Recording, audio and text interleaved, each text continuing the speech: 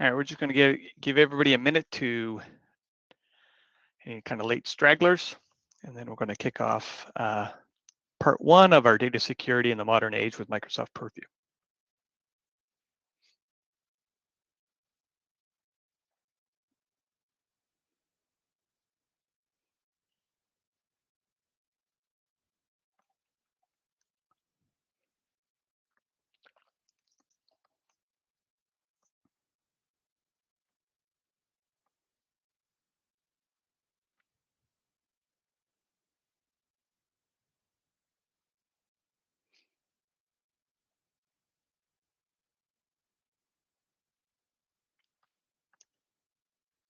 All right, let's get going. So this series is brought to you by Bulletproof, a GLI company with locations across North America and around the globe. Bulletproof brings decades of expertise in IT, security, and compliance. Serving industries of all sizes, Bulletproof leverages its extensive experience to mitigate risks and enhance client processes, systems, and business infrastructure. Bulletproof is a long-standing Microsoft solution partner for security, modern work, digital and app innovations, and infrastructure. And we have specialization in cloud security, threat protection, information protection and governance, and identity and access management. Bulletproof is also a proud member of the Microsoft Intelligent Security Association. Excuse me. Hello, everybody. And thank you all for taking time to join us today. My name is Andrew Field, and I'm a senior compliance expert with Bulletproof, and I will be your guide for today's session. A bit of background on myself. I've spent the last 30 years helping organizations tackle business challenges using a mix of process, technology, and a heavy dose of humor to keep things real. My main focus is on information governance, compliance, and protection, specializing in Microsoft Purview. Today, I'm excited to share some insights and practical approaches that can help you get the most out of Microsoft Purview and your broader data governance efforts. So let's get started. I'd like to remind everybody that this is the first of our three-part series that's designed to guide you through what it takes to build and mature a business-aligned data security framework using Microsoft Purview. And in today's session, we're going to explore why every organization needs a data security framework, what it should include, who should be involved, and why IT cannot do it alone. In the second part of the series, titled Building a Business-Aligned Data Security Framework, we will dive deeper into the Microsoft Purview components that are used to support a successful framework and how to align them with your business needs. And then finally, in the last part, implementing and maturing data security, we're going to focus on the communication, change management, minimizing user impact, and how to continuously evolve and mature your framework over time. Note that if you're registered for this session, you are also registered for the other two parts. And don't worry, we're going to send out some reminders. And yes, your coworkers still have time to sign up for the other two parts. So please feel free to share the link to the event if you think that they would find some value from this content. Before we dive in, I want to set a quick expectation for today's session. This presentation is designed to be about 20 minutes long, followed by 10 minutes of Q&A. Feel free to ask your questions in the chat, and we will answer them during the Q&A portion. Note that after this session, we will be sending out copies of the presentation and links to the recording in case you want to review any of this information. Given the 20-minute time constraint, we won't be doing a deep dive into Microsoft Purview or its full fancy feature set. Instead, we're going to focus on foundational concepts, what a data security framework is, why it matters, how it aligns with your business priorities. Think of this session as laying the groundwork for a deeper conversation that we'll have in part 2 and part 3 of this series. So let's start by setting the stage. Why data security matters more than ever. Um, Data security is crucial for businesses, right? As it ensures the protection of its sensitive information. Customer data, financial records, intellectual property, employee details. Your crown jewels. A robust data security framework, helps to safeguard, your business's operational continuity. Ensuring that your business can operations can continue smoothly without disruption caused by data loss or cyber attacks. It helps with your compliance, adhering to legal and regulatory requirements such as PIPEDA, GDPR, HIPAA, PCI, Law 25, in order to avoid fines and legal repercussions. It it also helps with financial protections, right? The financial losses associated with data breaches, including, costs related to remediation, legal fees, and potential loss of business. From a competitive advantage point of view, it safeguards, your proprietary information and trade secrets that give your business that competitive edge. And most importantly, about your company's reputation, right? Maintaining customer trust and protecting the company's reputation by preventing data breaches and leaks, and safeguarding your reputation is by far, I believe, the most important one on this list. But what are we up against when we're looking, or I should say, when we're talking about data security? Well, in every discussion about security, we're always bombarded by these types of challenges that we have on the slide here. Hacks and data breaches, malware, ransomware, weak credentials, social engineering, insider threat, data leakage, human error, and vendor risks. But what I want to stress is that 5 of these, social engineering, insider threat, data leakage, human error, and third-party vendor risks, are all about people. They're about our staff members, our partners, and our suppliers. And most times when we're creating our security frameworks, we lose sight of this human element, which we will see as crucial when designing our data security processes. And here's a very relevant example that just happened last month. What happened? Hackers exploited a vulnerability in a third party's Salesforce-hosted corporate database that was used by Google. And they gained access to business customer data. And although consumer accounts weren't directly breached, Google ended up issuing warnings to 2.5 billion Gmail users, right, due to the risk of phishing and credential theft. And definitely a reputational impact, right? The breach raised concerns about Google's reliance on third-party platforms and its ability to safeguard its users' data. The incident triggered widespread media coverage and user anxiety, especially around when phishing attempts surged. And Google had to urgently advise users to change passwords and adopt stronger measures like two-factor authentication and passkeys. And the key takeaway from this is even indirect breaches via your third-party platforms or your third parties platforms, they can severely damage your organization's reputation, and your client's trust in your security posture. So how do we protect ourselves? I say it's by implementing a data security framework. A framework being a structured set of processes and controls and guidelines that organizations use to ensure effective management, compliance, and risk mitigation around a particular area, in this case, data security. And as you see the asterisks, here's my caveat for today's session. These types of frameworks come in all shapes and sizes, depending primarily on your organization's industry, its size, and its current maturity. So what we're going to focus on today is, where organizations should start, and at a minimum, what should be included in the framework. So when architecting a framework, we really need to answer and document the answers, from these types of questions.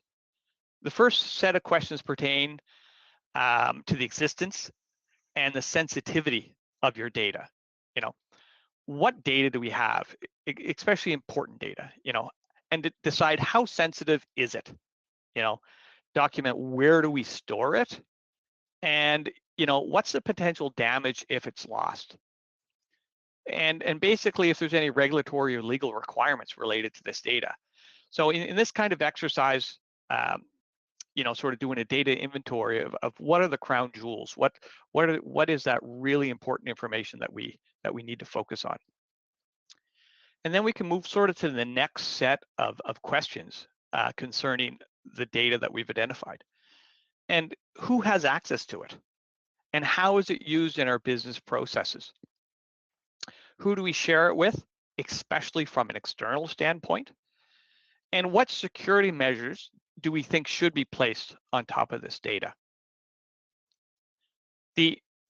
Once all that's kind of decided, we can sort of look at the third set of questions, which are around the incident response. And this very first one that we have an incident response, do we have a budget and resource available? This one comes up quite often. A lot of organizations underestimate the resources, especially that are needed to do incident response over top of data security. So this is definitely a big one. What is your incident response plan? How are you going to kind of triage these? Who and when should other stakeholders get involved, such as when do you bring legal, risk, or HR into the picture? And who is going to get incident reports? And what is going to be in them? How are we going to communicate this back to the business so that they have a good understanding of how their data is being used? And the last set of questions is around adoption and maturity. How is this data going to be monitored and audited? How will employee training and awareness be conducted? And and how are we going to measure the effectiveness of our framework so that it can be matured over time? Addressing these types of questions are required, to create a robust data security framework tailored around your organization's needs.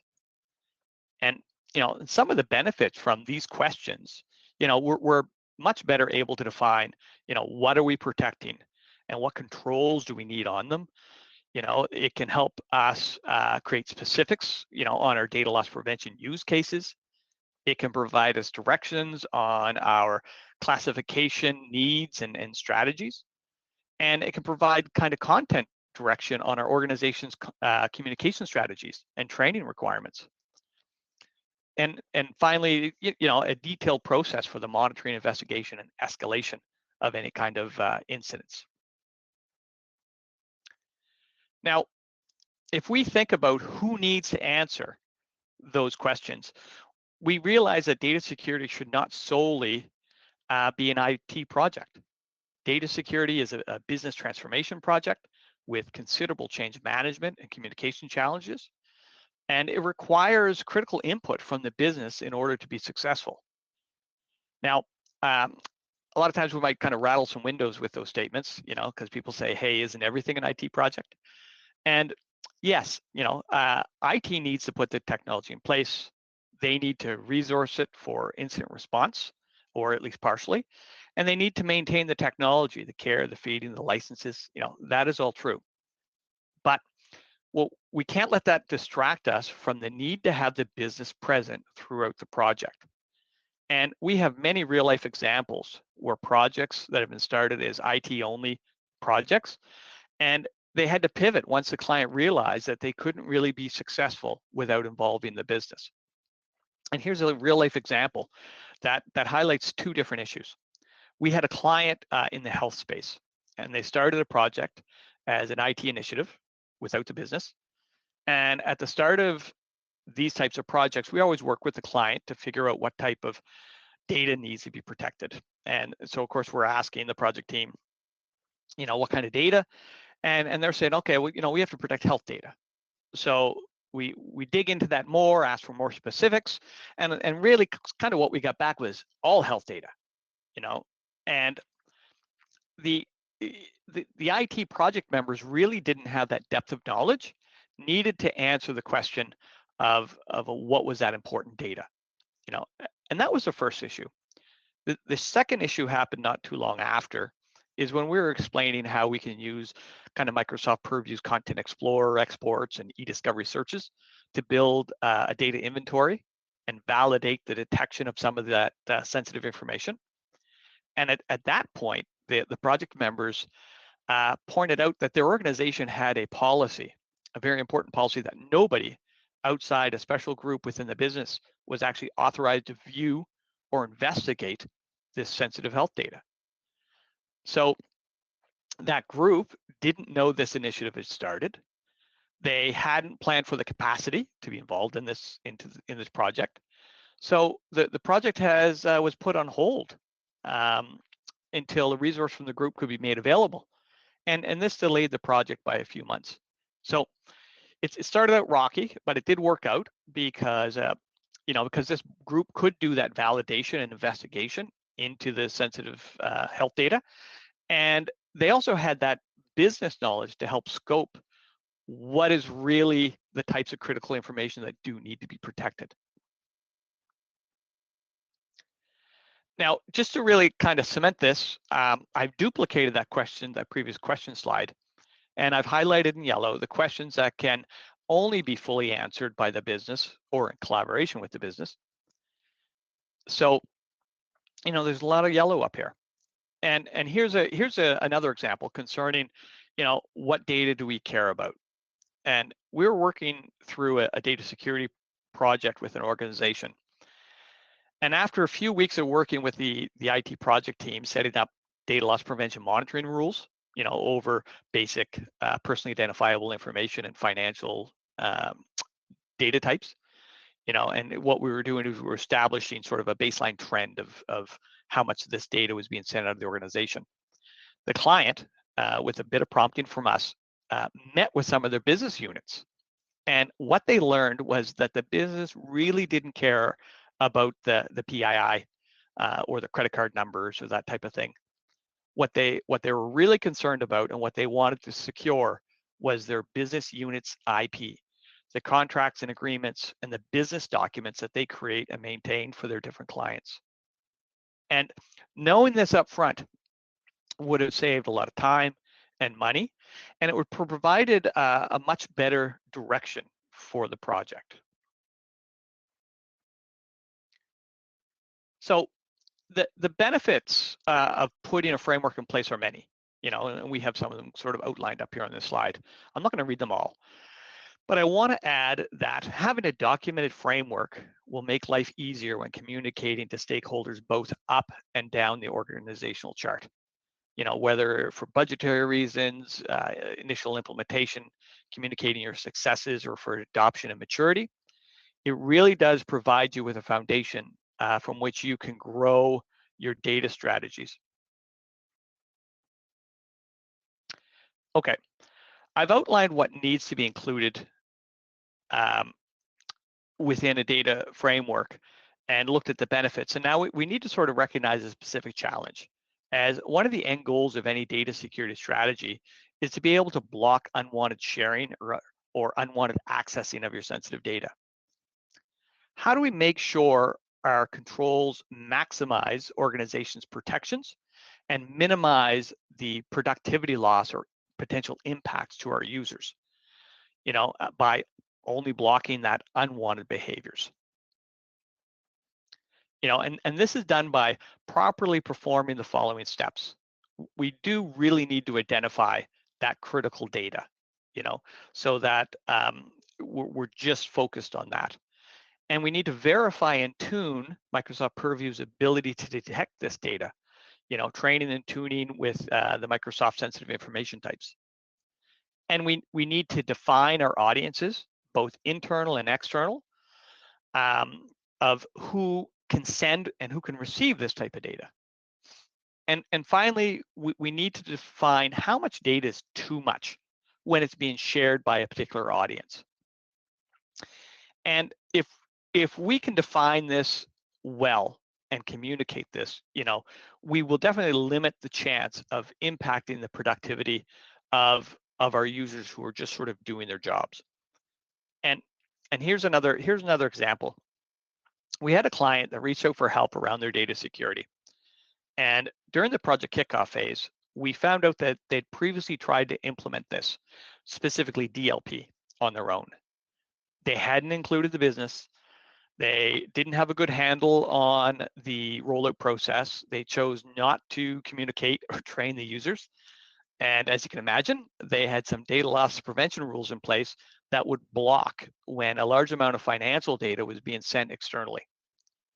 But that number, that large amount, had just been a round number that was made up by IT. The business never validated it. So from what we were told, these rules were put in place and things worked out well until the end of the month, which, as you would have it, ended on a Friday, and at which point a number of people, a number of the finance people that sends out a lot of their financial statements and invoices and all and that such, got impacted, and they couldn't do their jobs, and they had no idea what was happening or how to fix it. So I guess heated conversations went up from the head of finance to the CIO, CTO, and down to the head of IT, and all of the rules were turned off. And they were told not to re-enable them until they had a change management plan that would guarantee operational continuity. So, and when we started our engagement, there was a heavy amount of public relations, with us canvassing the business units and bringing them into the project, basically to rebuild that trust and goodwill that had been lost. And one of the big misconceptions I also want to kind of bring up is that data security is a project that starts then stops, and that is not true. You can't jump into Microsoft Purview and turn on all the workloads and say, there, I now have my data security in place. It's a recipe for disaster for you and your users, and it's only going to give you a false sense of security. The notion that data security is a project that starts and ends is false, and it's not a big switch that you just turn on. It's a series of change management initiatives that are adopted over time. And as far as over time, this maturity never ends, because as we know, your business is going to evolve. The user's roles and the business processes around your sensitive data are going to continually change. The types of data that you handle are going to change. And the bad actors out there are just going to get worse. Your data security framework is going to need ongoing care and maintenance and maturity to keep it effective. Now, here we are at the end of the presentation. We want to thank everyone for taking the time out of your day to come and listen to us speak. As we wrap up, I want to leave you with 3 key takeaways. You need a framework, and it should involve the business. And please recognize that data security is a function of the business that will and has to continue over time. So now, right before we move into the Q&A, as a reminder, this is part 1 of the 3-part series. Part 2, building the business aligned data security framework, is coming up on October 16th.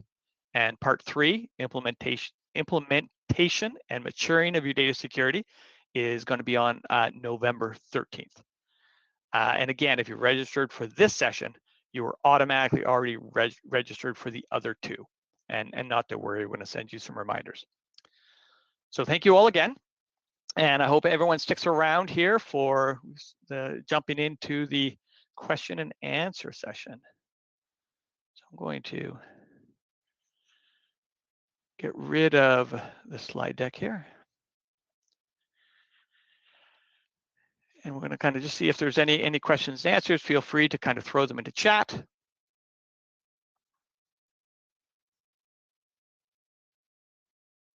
Doesn't look like there's a lot of questions. Is there anybody kind of brave out there that wants to? Jill, not a problem. Thank you.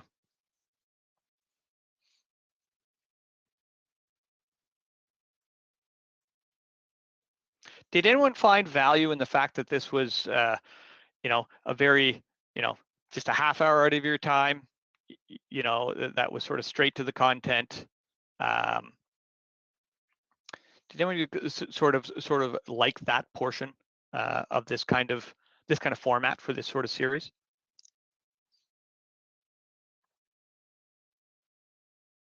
Perfect, good. And that's what we're hoping for, Adam. We're hoping for that we can get kind of more retention and get this out there.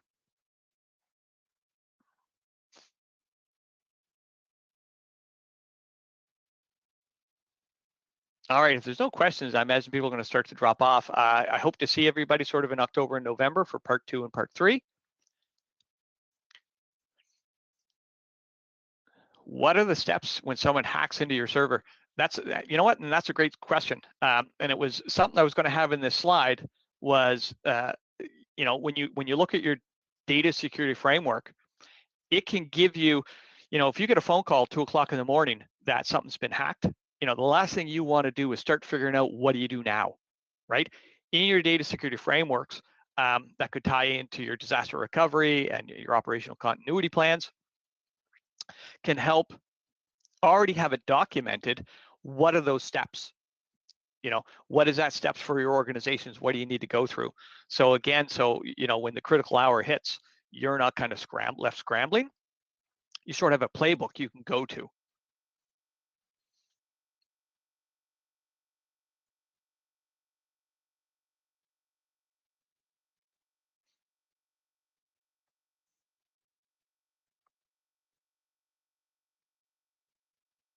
Now it's time for that awkward silence. Yes, and please, you know, please fill out the surveys. You know, there's a chance to win a $10 Starbucks gift card.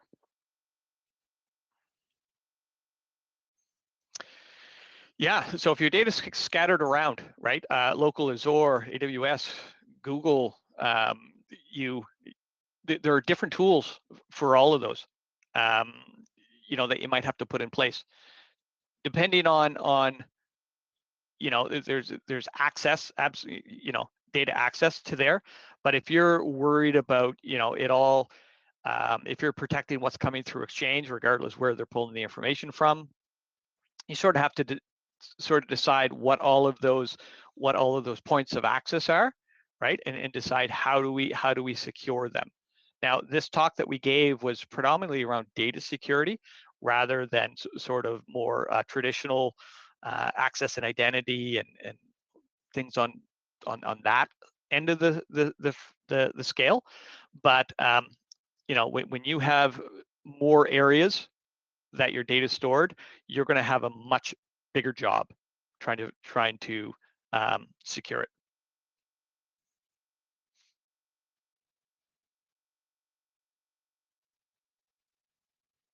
Oh, you're welcome, Bill.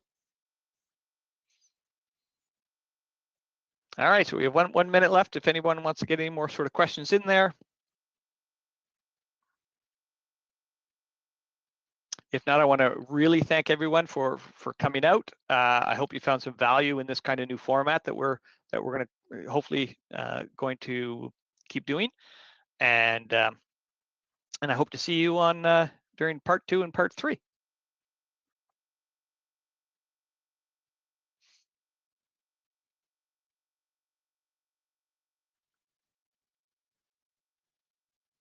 You're welcome, Tanya, Catherine, and Jill.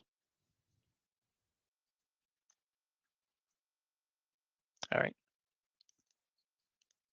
Thanks, everybody. Have a great weekend.